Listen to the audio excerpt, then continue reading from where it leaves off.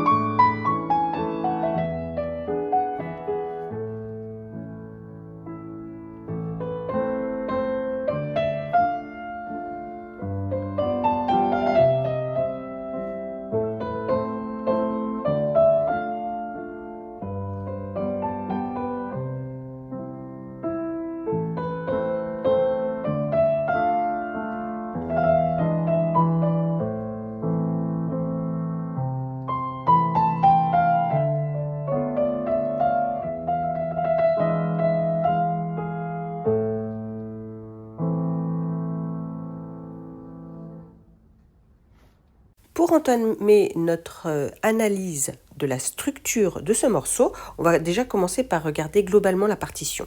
Donc on voit que cette partition fait une page à gauche, là. Ensuite, on a une deuxième page et une troisième page. Ici, on voit 53, 54, 55, 56. On a 56 mesures en tout. Voilà, ça c'est pour avoir une idée de la longueur de notre morceau. Là, tu vois, ma partition, je n'ai rien écrit dessus pour l'instant et on va commencer à écrire des choses dessus. Comme en musique, on utilise souvent les lettres pour distinguer les parties. Et donc là, on a quelque chose qui ressort vraiment très facilement, c'est qu'on a une première partie qui commence dès le début. On voit visuellement là, on voit qu'on a une barre de reprise entre les mesures 17 et 24. Nous allons avoir une nouvelle partie ici. Puis à 25, nous avons à nouveau une partie ici qui commence. Et ensuite, on a à nouveau une barre de reprise qui revient à 25. Et donc là, on peut voir qu'on a encore une partie ici. Ça, c'est très important de commencer par les grandes lignes, de voir où sont les signes révélateurs. On a des signes très révélateurs qui sont déjà sur la partition et ça va nous aider à faire notre analyse. En musique, pour faire l'analyse de la structure, on utilise des lettres. Pour le début, on va utiliser la lettre A. Donc on va dire que c'est la partie A qui commence ici sur le thème.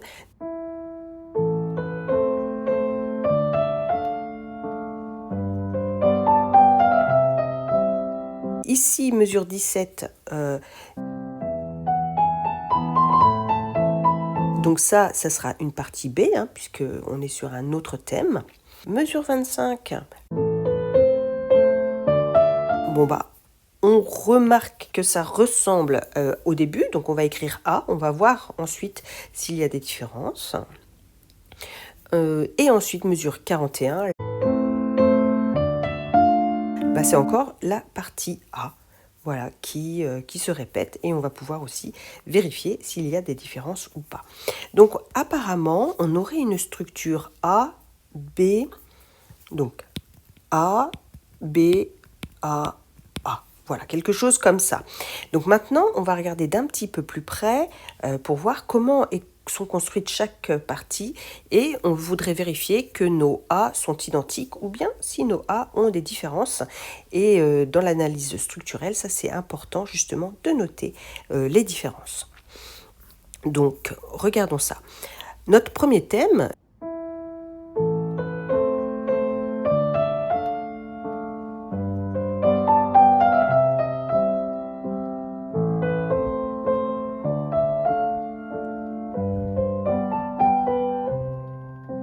donc là, on a 8 mesures, avec antécédent, conséquent.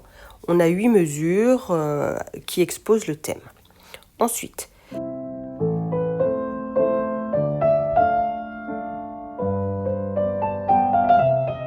donc ça, l'antécédent, exactement le même.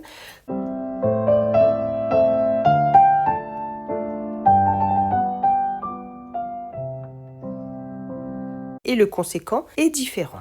On a une partie A avec à l'intérieur, donc on a 16 mesures et on a 8 plus 8.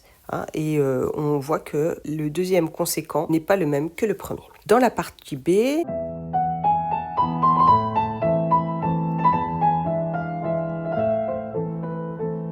on a vraiment autre chose, c'est un thème complètement différent qui expose une première phrase ici et une deuxième phrase avec une envolée dans les aigus magnifique.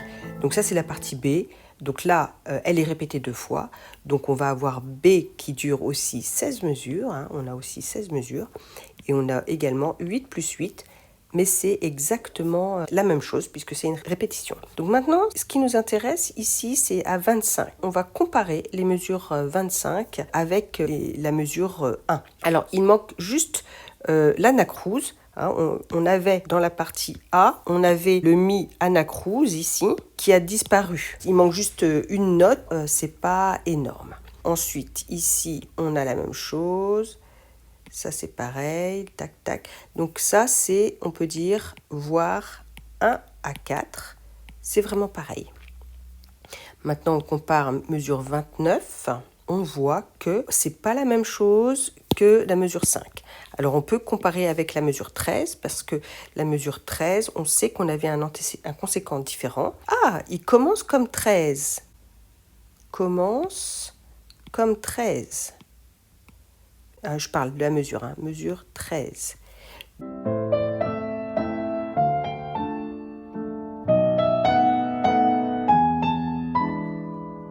Et là, on a un changement. Là, ça veut dire qu'il faudra faire attention. Ce sera un moment clé pour la mémoire parce qu'on a le changement ici avec notre petit ré dièse à la main droite.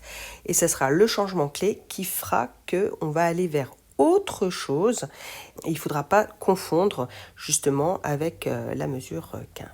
Ici, mesure 15 et mesure 31, on est vraiment différents. Et mesure 33, on a quelque chose qui ressemblerait à la mesure 17. C'est un peu comme B. C'est pas les mêmes notes du tout. On a quelques notes communes, mais on reconnaît un petit peu comme B. On a une envolée avec beaucoup de tris, de petites notes et le même rythme en fait. Là, on a un rythme assez semblable. C'est pas B, mais ça ressemble un peu.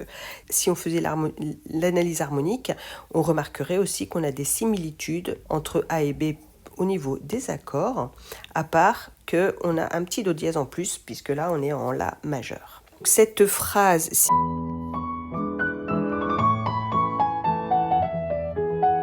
Elle est répétée une deuxième fois. Si, do, ré, fa, mi, ré, do.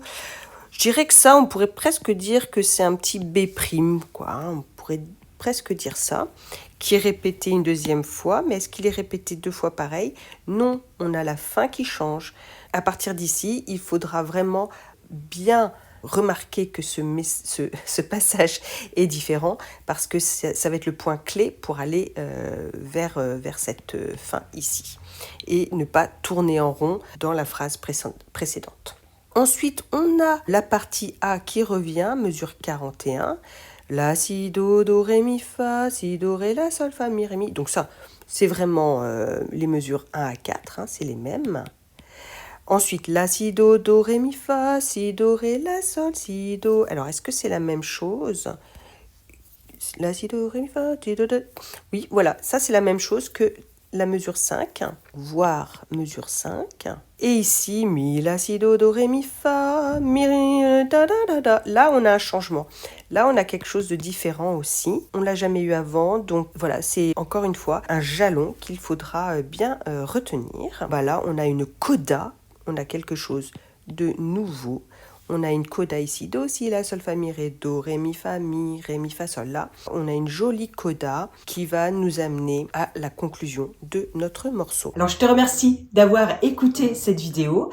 J'espère qu'elle t'a plu et que tu as trouvé intéressant d'analyser la structure et que tu commences à voir aussi pourquoi on analyse la musique. Comme je te le disais, cette analyse de la structure, c'est juste une partie du cours que j'ai fait pour mon cours sur la valse de Chopin et l'analyse complète de la structure donc se trouve dans mon cours réservé à mes élèves.